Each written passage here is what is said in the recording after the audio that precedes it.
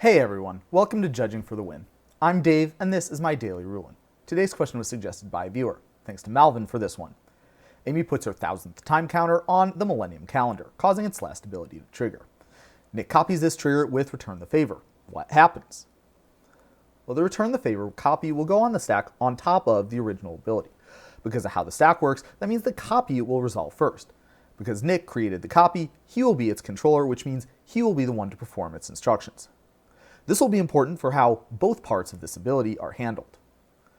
In the first place, the instruction to sacrifice the Millennium Calendar will be impossible for Nick to perform, because you cannot sacrifice a permanent that you don't control. For some cards, that would be a problem. For example, you wouldn't want to try this trick with an opponent's Dark Depths, because it's worded such that the big payoff is contingent on you actually sacrificing it during the resolution of that ability. With the Millennium Calendar, though, there is no wording that implies either part of the effect is contingent upon the other. If you can't sacrifice it, your opponents will still lose 1,000 life, and if your opponents can't lose life, you still have to sacrifice it. Let's notice that another consequence of this is that it is not possible to stop the life loss from the Millennium Calendar by using a removal spell against it in response to the trigger, even though that same play would stop the 2020 from Dark Depths due to its different wording. This might be a little confusing for you if you play some other card games like Yu-Gi-Oh!, because Magic uses conjunctives differently. If this was a Yu-Gi-Oh! Card, it might read, sacrifice the Millennium Calendar, also after that, each opponent loses 400,000 life.